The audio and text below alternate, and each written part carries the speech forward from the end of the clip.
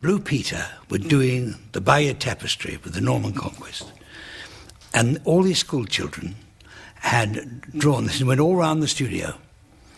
And Biddy Baxter, who was then head of children's television, had this idea that Arthur Lowe and John Le Mesurier, dressed in their Home Guard uniforms, would come in and go round and comment on it. And there's nothing, David and I wrote a script for them, but because it was for children's, sort of big Blue Peter charity. So we gave them the script and that was it. Well, we didn't go in, we had nothing to do with us. And Biddy Baxter phoned me up and I was in the bath, in the shower, and she, "Oh, Jimmy, I'm having an awful lot of trouble down here. Would you come at once?" I said, "I can't be there for an hour," but I didn't live too far away from the White City.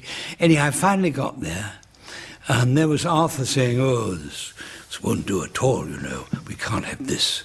And John Le Mesurier saying, "Yes, I don't." I said, "What's the matter?" He said, and Arthur said, "Well, we don't like the script. It's not right." I said, "I see. So you don't want to do it?" He said, "Well," and Biddy Baxter said, "Well, I'm sure we can come to some arrangement." I said, "I tell you what, wait a minute." And I went and got some paper and a pencil, a biro, and said, "All right, I'm going to have a cup of coffee in the canteen, then I'm going back home." I said, "You rewrite it." And there was a pause, and Arthur said, "Well, if you're going to be difficult, perhaps we'd better get on with it." First, though, Johnny and Leslie are taking a look at a rather unusual painting. Yes, it's about 4 metres long and about 1 metre wide, and it's been painted by Class 4D of Moorlands County Primary School near Reading. It took them 10 days jolly hard work as well, because they didn't only paint during their lesson time, but also during their dinner breaks and all their spare time as well. Well, the main characters have been done by the best artist in the class, who is 11-year-old Stuart Hopper.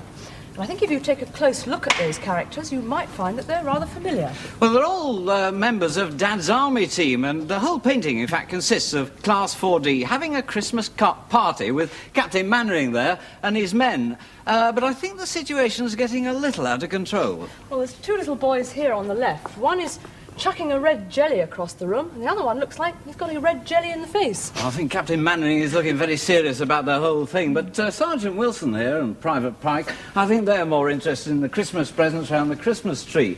But then comes the surprise, because this is Mrs. Mainwaring. Now, nobody's ever seen Mrs. Mainwaring on television before. Captain Mainwaring has mentioned her, but nobody actually knew what she looked like. Well, this is what Class 4D and Stuart thought that Mrs. Mainwaring looked like, and she does look a bit alarmed about all these flying red jellies. She does indeed. A bit further along, someone else who's alarmed.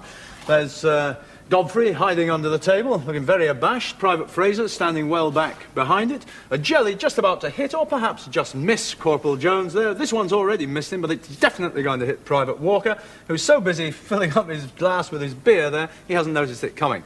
Well, I think Class 4D and Stuart Hopper deserve many congratulations. In fact, we thought this painting was so good, we decided to ask 2 members of Dad's army team to come along and inspect it. And here they are, Captain Mainwaring and Sergeant Wilson. Now, this raises a very interesting point, Wilson. Yes, sir. Something we've never considered before.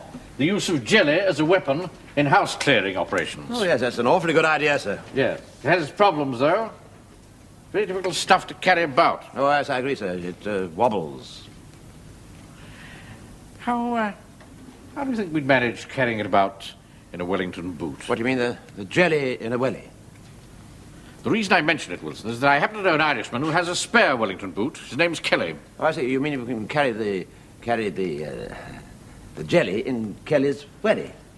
Do you take this seriously? Oh, I am, sir. Taking it very seriously indeed. Oh, my goodness, look there, sir. It's an awfully good picture of you, sir. Very good likeness. It is good, isn't it? A little bit oriental, perhaps. You're right. That's enough of that sort of talk. Ah, sorry, sir. I'd have thought that you could have had a shave before this was drawn. Yes, well, at least I bothered to do up my battle dress blouse, sir. So you did. Well done. Do tell that boy Pike to stand up properly, will you? Yes, of course, sir, yes. Very slummocky. Yes. Christmas tree. Interesting. Yes, very attractive, sir, yes. Who's this supposed to be? Well, I think that's supposed to be a portrait of your wife, sir. Which one? Your wife, yes. If you look a little bit closer, I think you can see. Good heavens. There it is. Yes. Remarkable likeness. Her hair, I think, is a little bit more yellow than usual. Oh, that's camouflage, of course. Ah. It's done, you see, to blend in with the colour of the curtains here. Oh, I see, yes. That's the whole principle of camouflage, Wilson, blending in with the background. Yes, of course, yes, yes. I believe she used lemonade powder to achieve that effect. Very thorough woman, my wife. Why is Godfrey skulking under the table here? You know, I don't agree with that sort of cowardice. Well, I don't think he's afraid, sir. He probably doesn't like the flavour of the jelly. Oh, that's no excuse. Not very keen on red jelly myself. Personally, I prefer green. Well, if there's one thing I really cannot stand, sir, it's green jelly. You know, sometimes you're very difficult to get on with. What's the matter with green jelly? Nothing in the world nicer than green jelly. Unless it happens to be yellow jelly. Or better still, a large plateful of green and yellow jelly mixed. A lot of cream on top. Well, my favourite is Italian jelly. It's what? Vermicelli jelly. That's typical, isn't it? Hmm?